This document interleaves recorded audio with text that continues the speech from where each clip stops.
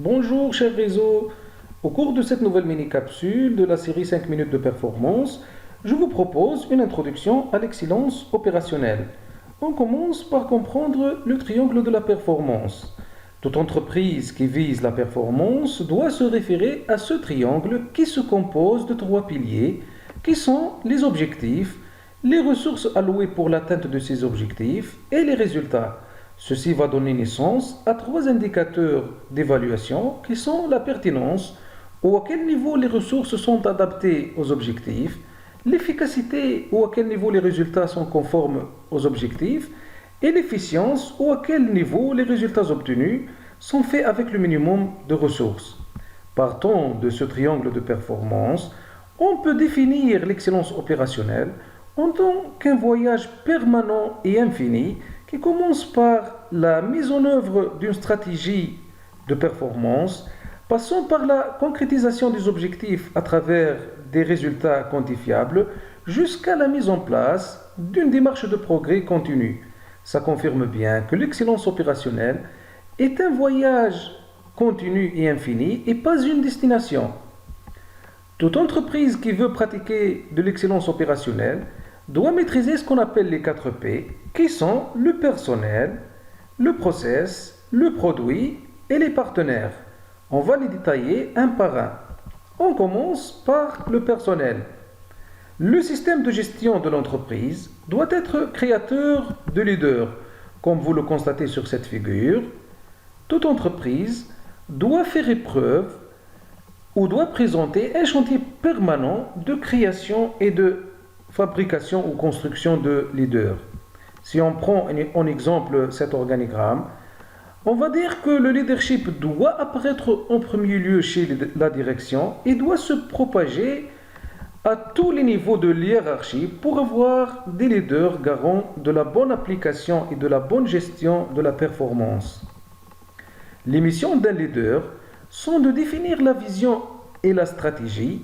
Si on parle d'un directeur, il va définir la vision et la stratégie de l'entreprise. Et le manager ou le chef service va définir la vision et la stratégie de son service ou de son département. Il a aussi comme rôle et mission de bâtir la culture industrielle et de garantir la performance.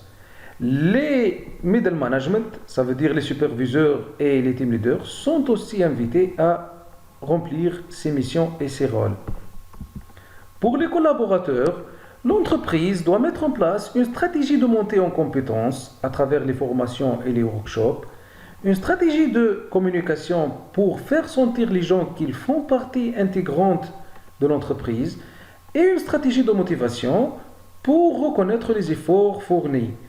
Ceci va accroître le goût d'appartenance chez tous les collaborateurs. Pour le deuxième P qui est le process, il faut en maîtriser les 7 M. Ainsi, pour avoir un processus performant, il faut stabiliser le milieu, la matière, le moyen, la méthode et la main-d'œuvre. Et pour garantir la pérennité, il faut optimiser la mesure et qualifier le management. Mais faites attention au gaspillage, car au sein de chaque processus, il y a énormément de gaspillage qui peut apparaître aussi lors du passage d'un processus à l'autre. Les types de gaspillage sont de 3. Le premier type, c'est les mudas, ou tout type de gaspillage. Ici, on utilise un camion de 800 kg de charge pour transporter uniquement 250 kg. Le deuxième type, c'est les muras. C'est tout type de variabilité. Ici, on utilise différentes formes et différents volumes pour la même matière. Et le troisième type, c'est les muris ou le surdimensionnement ou la surcharge. On transporte 1000 kg sur un camion dont la charge maximale est de 500 kg. On passe au P3 qui est le produit dont il faut optimiser le design afin de diminuer les coûts et d'optimiser la qualité. Cette optimisation doit se faire lors de ce qu'on appelle la fenêtre des opportunités ou la phase d'étude de faisabilité. Sinon, les coûts de modification seront multipliés par 10 à chaque fois qu'on passe d'une phase à l'autre.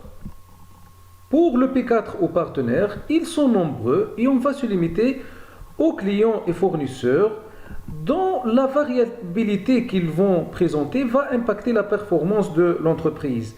De la part de client, la variabilité se traduit par la variation de la demande et elle se traduit par un taux de non-conforme variable et des retards de livraison de la part des fournisseurs.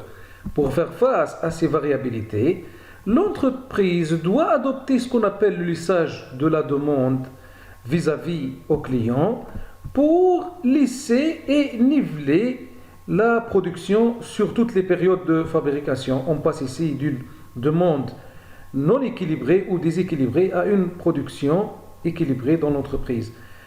Et face aux variabilités de fournisseurs, l'entreprise doit mettre en place un service d'assurance qualité fournisseur qui va évaluer et suivre la performance des fournisseurs afin de garantir un niveau optimal de la qualité.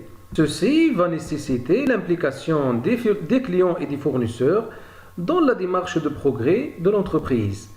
Maintenant, si on tient en compte les variabilités causées par les partenaires et au sein de nos processus, on peut dire que la chaîne de valeur au sein de l'entreprise aura une complexité similaire à la complexité de ce trafic, ce qui nous pousse à faire recours à quelques outils pour exercer l'excellence opérationnelle. On commence par des outils Lean, de la caisse à outils Lean, qui contient des outils pour identifier la valeur tels que VSM, des outils pour chasser les mudas tels que Juste à temps, TPM, SMED, Kanban, Hoshin, des outils pour résoudre les problèmes tels que QRQC, 8D, A3, MRPG, des outils pour maîtriser les équipements tels que SPC, Six Sigma, TRS, des outils pour améliorer la qualité tels que Kaizen, Pokayoke, Jidoka, standardisation, et des outils pour visualiser et gérer la performance tels que 5S, management visuel et Ondan.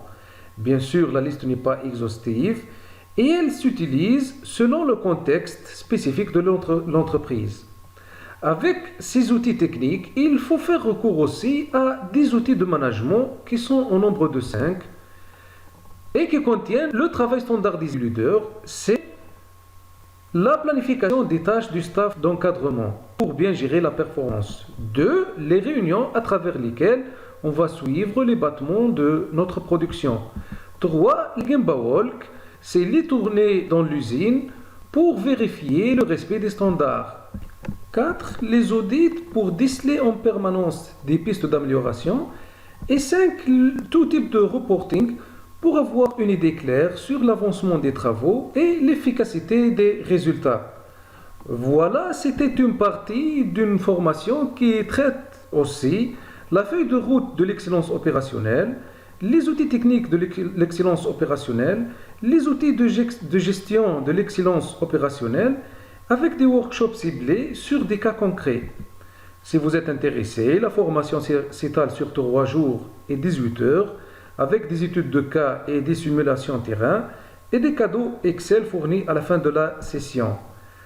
Je vous laisse mes contacts pour plus amples informations. Je vous rappelle que vous pouvez booster ma chaîne YouTube par l'inscription et les réactions. Voilà, notre capsule est finie.